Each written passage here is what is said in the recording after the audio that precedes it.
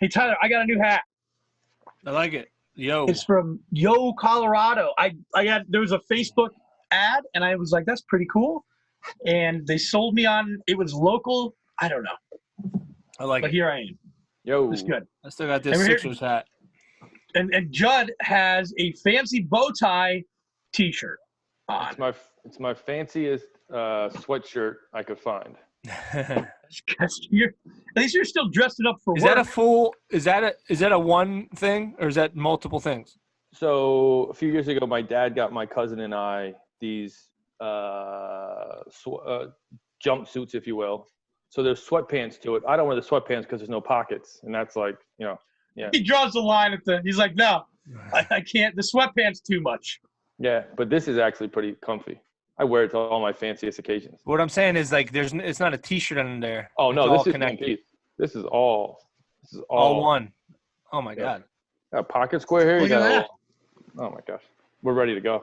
Yeah, you could do a Zoom business meeting right now. Yeah. Well, he is. Easy. We're here with Judd Walter of Walter Investments, and we can't talk about investing. So what can we talk about today? You can talk about some good news, Tyler.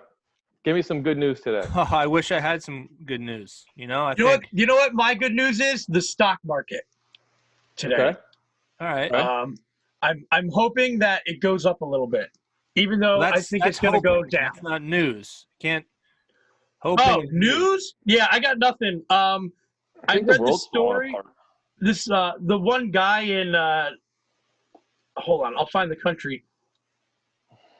I did see that in the Philippines. The president there is like, we're gonna shoot you if you're not staying inside. That would defeat the whole purpose of wanting people.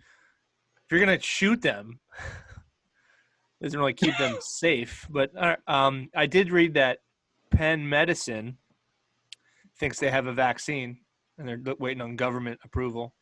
That's great. That could be great news. Trials. Probably it's like 12 months away. They get approved right now, today, this very second. Yeah, but still, people won't get that. Like, did you get a flu shot this year? No. I'm gonna. This is is the last year I won't year. get. This is not. I'll never not get a flu shot in my life.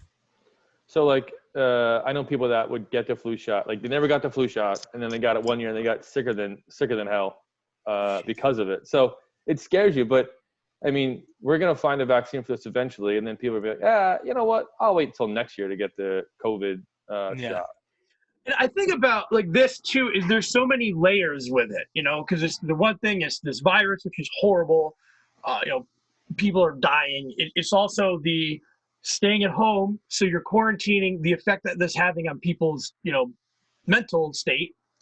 And then also like the people who are ignoring the stay at home stuff too. Like that's also a huge, so there's like so many things just involved with this that just makes it all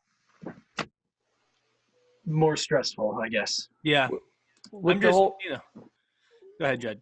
With the whole stay-at-home thing, are you literally not leaving your house? I know Tyler is a little bit worried, but George, are you leaving your house at all, or no? Yes. I'm going to the supermarket, and I've stopped at like CVS. I have to. I mean, we have to get food, and we can't. That's the only time I've left. Yeah, but you have a child that you must keep nourished as well. And while we've done delivery, we can't, you can't just do delivery. So we had to stock up on stuff. So when you go out, you try to just do as minimal as you can, and but I'm not in a parking lot like having a party. Yeah.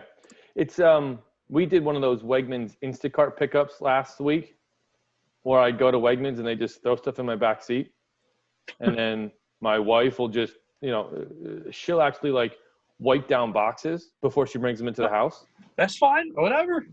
That's what I'm going to do. I mean, I didn't do that before, but I'm going to start. You can't make fun of somebody for kind of being a little extra precautious right now. Like if you see somebody with a mask, if you laugh at them, like what does that say about you? Yeah. Oh, like it seems like you're invincible when in reality, that's kind of keeping that person sane. Right. It's like, you think you're going to get sick. The invincibility mindset is the exact thing that could get you in trouble. Yeah. And that's, it's the whole thought of when is it going to turn back to normalcy? Like when I see you now, whether it's I don't know if we're going to have Music Fest or if it's going to be a sporadic event, but are we going to handshake and hug and like bro hug, or is it going to be like probably going to be a little while? Yeah.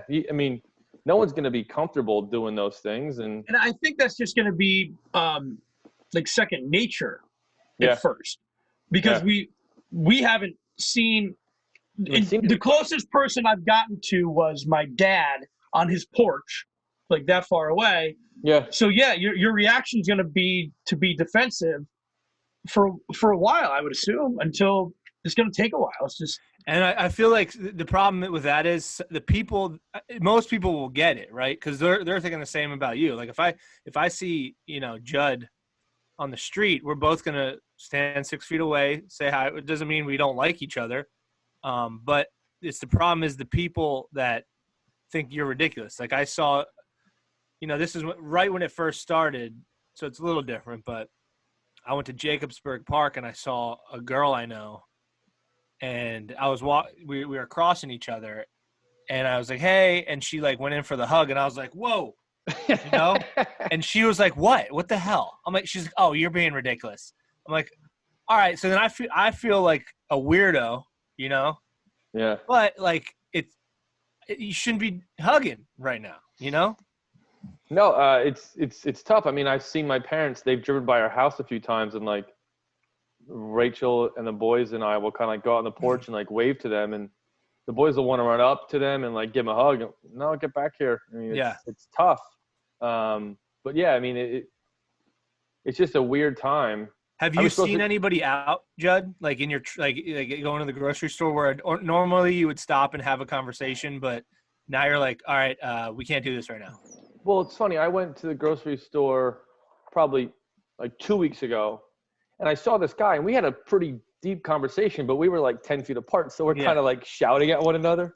Yeah. And he was like talking about how, this really screwing with the world, and there's all this negative stuff. And it was a different conversation I wanted to have. But again, we're 10 feet away shouting about it. So nobody else, everybody heard us. It was a group conversation, but only for us too. Yeah. I think too, like, I don't want to talk about, my community really, but I know of, let's just say hypothetically, there's neighbors who may be older, and I can tell that they're a little concerned, just talking to them from across the street. They're making sure that their medication's coming from the post office and stuff. And it is just a little bit more high strung immediately outside of my front door, which is a little unnerving too. Because usually it's like, okay, that's down the street. It's in Philadelphia. It's in New York City. But I walk out of my sidewalk and I'm seeing it. And that's why maybe it's, It just, and George, like I have a friend in New York who's in the hospital right now. So, and he's my age, or he's our age. So it's a little bit more real.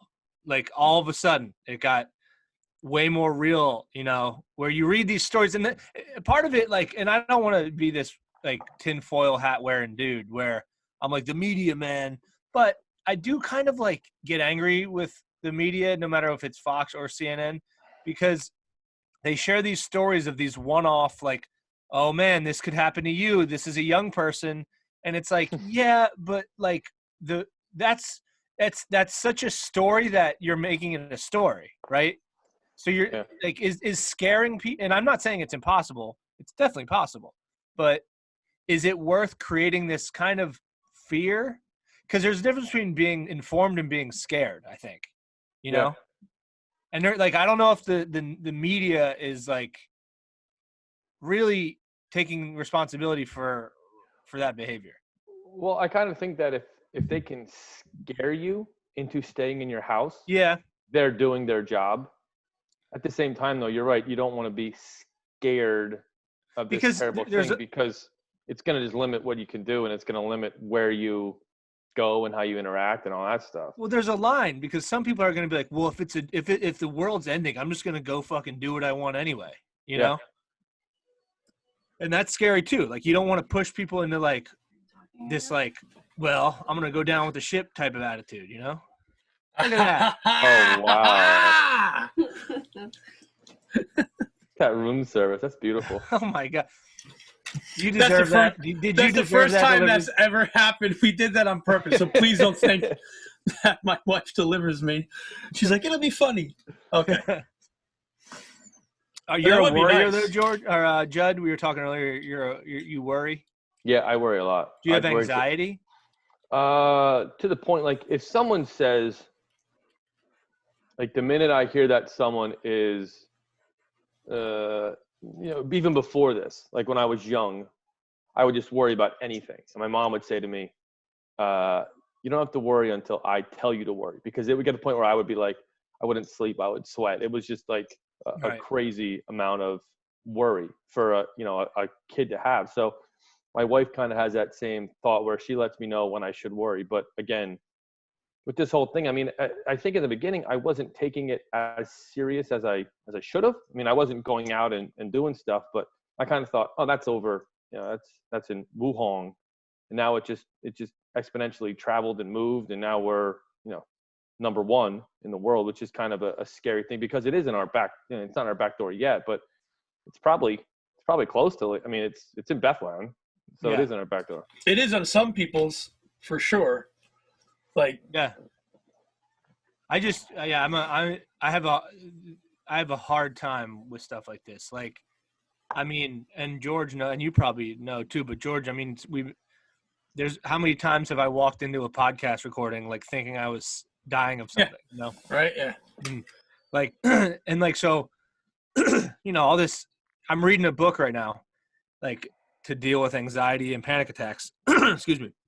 And it's good. It's been helpful. But the premise of the book is like, hey, you're going to think that there's this big, danger. Your mind's convincing yourself that there's this big danger, but you got to remind yourself there isn't a danger. I'm like, well, right now there is a danger, so the book doesn't like totally it's probably the worst time to be reading this book, but you should call the author and tell him that there are some things. Hey, what about when you're reading it during a global pandemic? Does that still count at all? Or, but it is good. It's weird to like, because anxiety is like a thing we should have, right? Like that's a normal thing. And because there was a time where like a tiger would be chasing us, right? And you would there's also good anxious versus bad anxious. Right. But I think our lives have gotten so not easy, but like we don't have tigers chasing us anymore. Yeah, but we have landlords chasing us. Well, because that is for a lot of people. Now I'm in a different position than I was 10 years ago, but 10 years ago I definitely would have been like, wow, I don't know if I'm going to be able to pay rent, freaking out. Like that would have been a real, like, I don't have a safety net. I don't have, at that point, I wouldn't have had somewhere I could have crashed. Yeah. So that anxiety is like really real. Yeah. I mean, it's April 2nd, I mean, I'm not saying but yeah, I'm sure there are people who miss their payments right now watching this. Yeah. I hope landlords are, and I think we've heard stories of it going both ways, but I think, and George, you said something, because there was a landlord that was a lot of it insensitive. Oh, right? Yeah. But, and then, George posted something, and typically I don't like to give credit to George through his words, but, you have a choice to be on what side of history you want to be on with this thing, like, because it will be over. It will, like, we will be on the other side of it eventually. And who will you be seen as when that happens? Are you going to be the good guy or the bad guy? And that guy that we're talking about from a couple weeks ago, he's the bad guy for sure. It's going to be, he'll never wash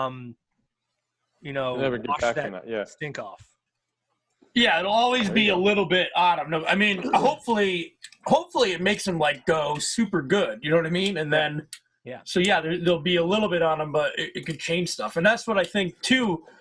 Like when we get back to normal, there's going to be like two people. That's what I've been thinking. But they said it at 9/11 too.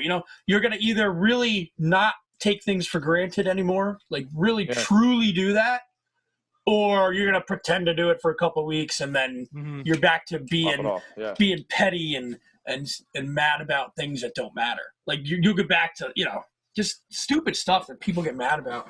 I mean, we all get mad about, but Like that's something I don't want to do. I definitely want to keep that appreciation for as long as I can. Yeah. Well, Judd, That's why you have to kind of just get any. Go ahead. How's it been for you at home, like with work and family, and you like somebody that does worry a little bit. You also have kids to be the brave face. You're as like the president is the face of the country. You and your wife are the face of your household, right? Yeah. So, well, we're trying. So I'm working from home in my dining room table. When we built this house a few years ago, we thought I'm 3 miles from the office. I can always get in there. A snowstorm, rain, whatever the case might be, flood, hurricane. I go, it's 3 miles away. I can get in there. I didn't think about a global pandemic, so I have no office. I'm working from my dining room table, and it's been a lot better than I thought it was going to be. I give them a hug and a kiss and say, okay, I'm going to work. You're going to work over there or at the actual office? I'm going over there in the dining room. And they kind of get it, and they leave me alone for the most part. But then a couple times throughout the day, I'll get like, I get pictures. They'll crawl on my head and, play around with my computer for a little bit. So, we're getting work done as we can, but also with the whole ebbs and flows of the market, it's tough to tell people, to buy or sell right now, because we're trying to make sure people have payments and things like that they need. Right. And I joked about that in the beginning. Like, we're not going to talk investments just because it's just right. We all know why. But even just kind of dabbling a little bit in the stock market during this, it has been crazy. Like, if I put $100 in one thing and it's up like 200 and down, down to almost 10. It's very volatile, and I can see even on that end how it's probably stressing a lot of people out. Yeah, and that's exactly right. I mean, the days of it being, it used to be when my dad was doing this, when I was 8, he came home and say, Dad, how was the market? It was down 16 points, and that was a big day. Now it's down like 900 points, and we're like, wow, this is, it's all relative to the, or it's down the amount. 300. You're like, it wasn't a bad day. Exactly. Yeah. So we're looking for those days of normalcy where it's up 112 points as a regular day. Mm-hmm. But I mean, it's still, we're trying to make sure that we have our clients know that they can reach us. We're still working from home. I mean, I've had some elderly people call me and say, I didn't know if I'd be able to get in touch with you, but I told them about call forwarding and all that stuff. So they have a little bit more reassurance there. And that's the other thing, like, there's so much uncertainty regarding the pandemic, right? And I think any time that either your customers or people in general can get a little bit of comfort anywhere, like the fact that they know they can reach you, right? That's like a little bit of certainty in an uncertain time that they can kind of hold on to. Yeah. You know what I mean? Like, that's important. I think you got to get as many of those little wins. Like, you might not even see, your clients as being able to get in touch with you as a win for them, but it's probably a little bit of like at least I know I can get a hold of Judd. Well, that's the thing. I mean, it's they're calling the same office number and it's getting to me, and that's a little bit more normal than having to, some of these clients are older and they're trying to call cell phones and they don't, it's easier and simpler. But so it's been exciting, but it's also been a little bit nerve wracking. And to get back to the whole family thing, we've taught our kids, we're not scaring them, but they know that there's a virus out there. So I'll go. I've gone to the grocery store last week, and Grayson came back and said, "Mommy, does Daddy have the virus now?" So like they understand that it's out there. Yeah. We're hoping nobody gets it, but we're taking the proper precautions. I try to pick up early in the morning. I go upstairs, I shower, and then I go from there. So it's been exciting. It's been fun, but it's a little bit more. I went for a walk like 2 days ago. Probably like 2 or 3 miles just to get some air, and it was weird. Like, there were people on the sidewalk, and I'm not trying to be rude. You're trying to go around them and everything. And I think like 1 or 2 people were probably a little like offended or something. Like, I wasn't trying to be a jerk. I'm just like, Well, yeah, it's like people don't understand that not only am I doing this for me, I'm doing this for you too. Like, I don't know what I have. I don't know what you have. Sorry. What's You got a little stinky? fan base over there? That was my kid had to poop. Oh, that's fantastic. Very stinky. My daughter, and I hope she listens to this one day. The other day she's like, Dad, I just she pooped. She's like, Can I check it out? That was a big dump. And I'm like, yeah, go ahead. She's like, wow. So she was impressed with herself. You better show that when she goes to prom. Yeah. With her, real quick before you guys get in the limo, I got a little video to show you. So, a video from the pandemic. Yeah. So what's on tap for today, Judd? Like, what do you do? I mean, without going into details, but like, what do you do for work during the day at home compared to maybe before? Well, it's obviously less calls, less volume that we're kind of generating, but at the same time, we reach out to people that think that this might be an undervalued market and kind of call them and say, hey, how are you doing? You have money here. We're here for you. How can we help you? It's just basically, what can we do to service you to make sure that we are still here, that there's no, lag in the relationship. Mm-hmm.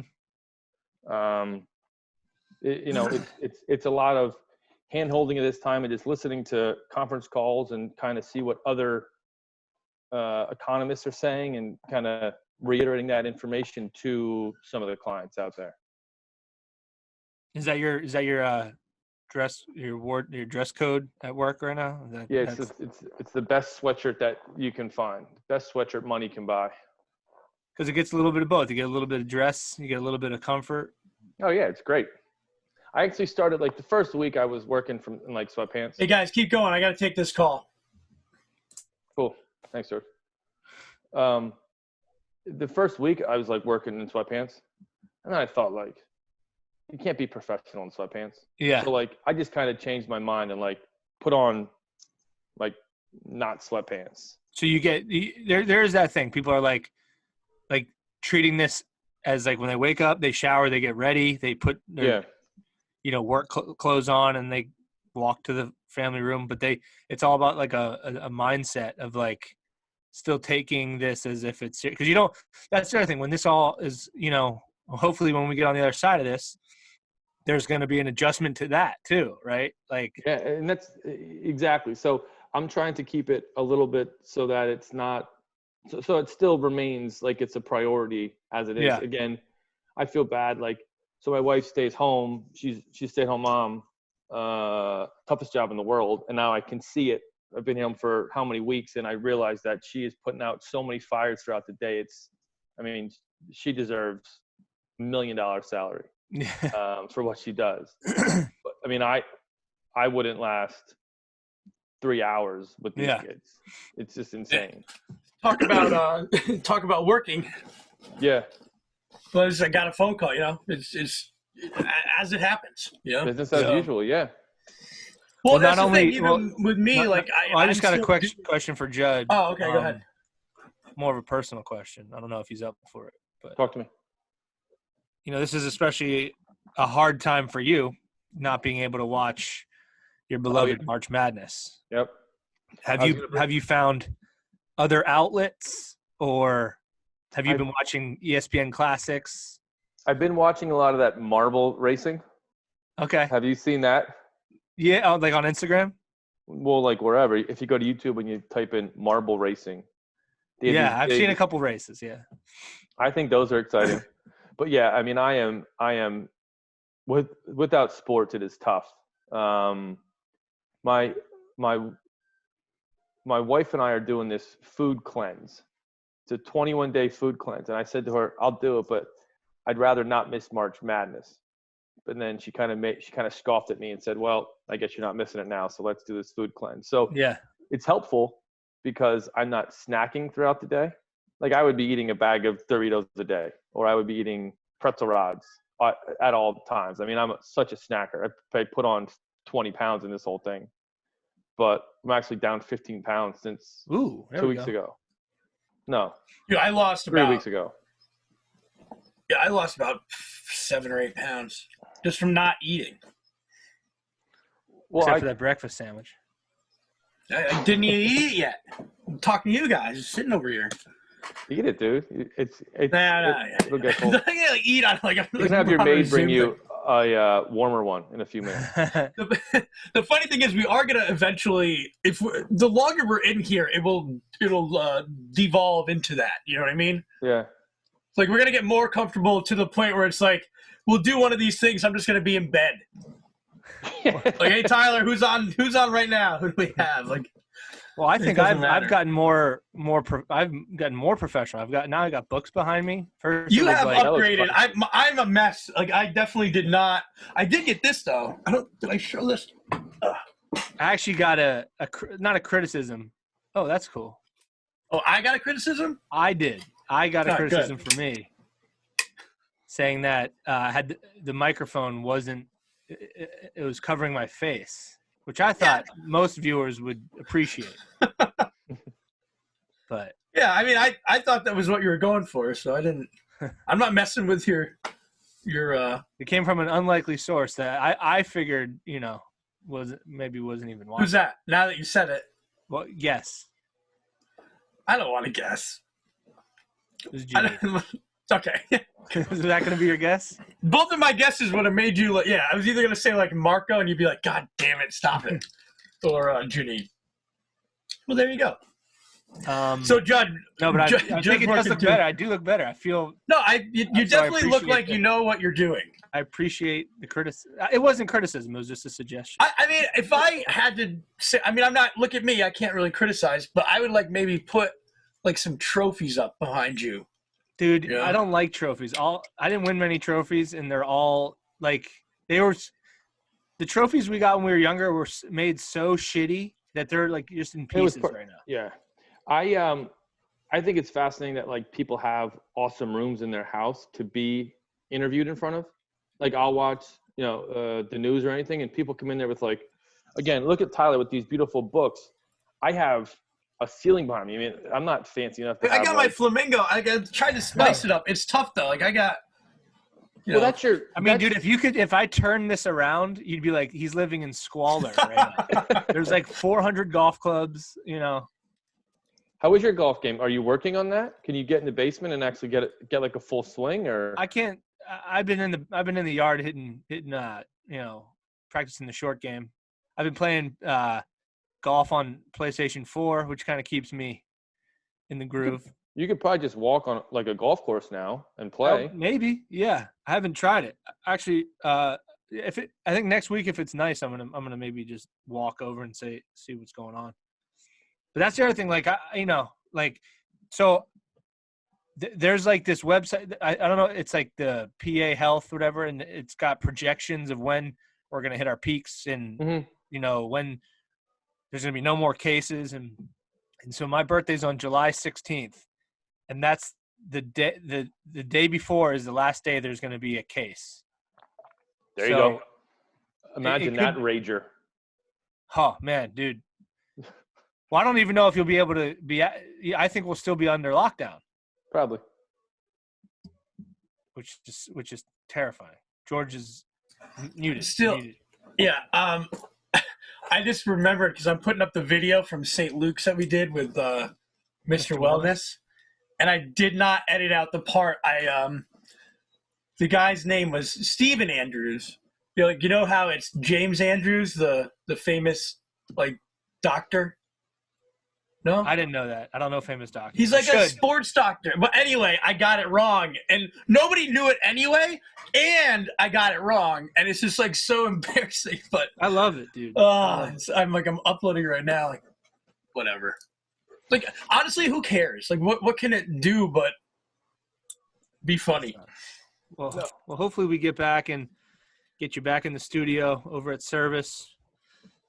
Yeah. So Walter. Hey, Judd. Whacker. Judd. You think his first name was Walter? Are you okay, George? You need some nutrition. Eat that sandwich. Take one bite of that. I was going to say, Judd, tell us about Walter Investments. And it came out Walter. That's what happened. Well, so what it is we work at Janney Montgomery Scott.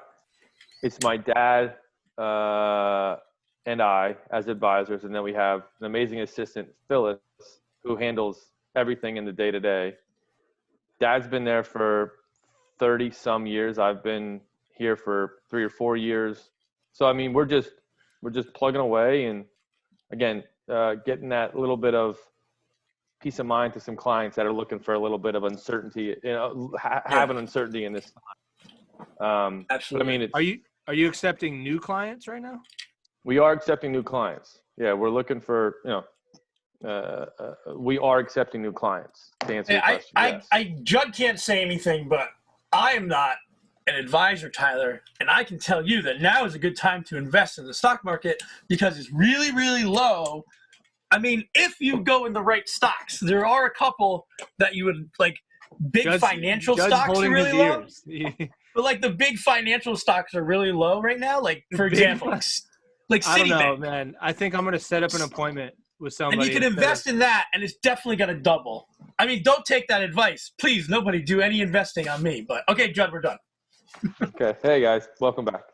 Yes, I am missing sports a lot. Do we have to cut that out? No, I didn't. No, but so what are you doing without sports? I mean, I'm not I don't watch sports really.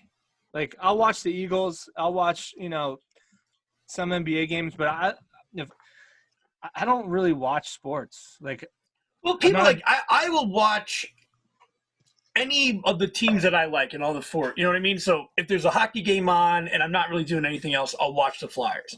I'll try to watch NBA. I will watch the Sixers as many times as I can. I'll watch the Sixers, if they're on. The Phillies, if they're on, or if it's a big game, and obviously every Eagles game. But I'm not like turning on soccer and watching. No. I mean, like games that I don't really care about. I watch golf. I love watching golf. I watch as many shots of golf as possible. Like I could watch golf all weekend. Do you see that Tiger and Phil might play? It's great. Love it. Do you know how this is going to work? I mean, they can't be close together, so are they just going to – I think what will probably happen is I think they're each going to have a teammate. And I think probably what's going to happen it's probably going to be – if it hasn't already happened, they're probably going to have to be quarantined for 14 days prior to playing. Well, okay, go ahead. Yeah, so they'll be isolated. So everybody involved will – effectively have a clean bill of health for at least make it appear that way. And they would play an 18-hole match. I think each of them will get a partner. So I think they're going to each get a celebrity. That's what I've read. I think the last I read. Are you in that pool? I'm way out of there. I think Tiger was going to be Peyton Manning and maybe Steph Curry. I forget who the other person was. So they had to do like a 4-ball match. Oh, so they have to compete to be on Tiger's team. No. Each Phil will pick a partner and Tiger will pick a partner. Oh, okay, cool. They'll play a match. It'll be great. It's crazy what they're doing now. I mean, Ice Cube's Big Three, or is it Ice T? Yeah, I think it's Ice Cube. They might actually have the Big Three in like one hotel. They might make like a Big Brother type scenario. Yeah.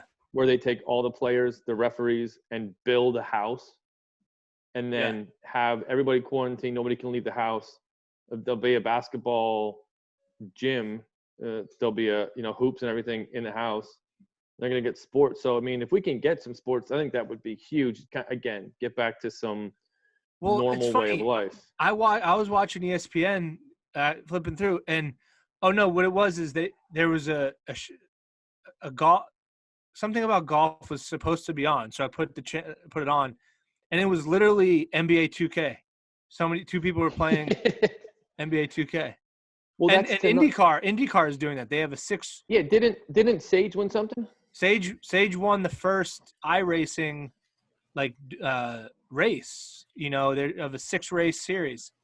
They're gonna do 6 races. So that is something. Watching video gaming is I never like it. Depending if it's a game that I like, it's kind of interesting because I always thought that was really silly, but I will totally do it now. I can't watch sports video games. Not really, but like Grand Theft Auto or something. It's kind of fun to watch somebody do stuff because I don't know, you can get other ideas and it's interesting.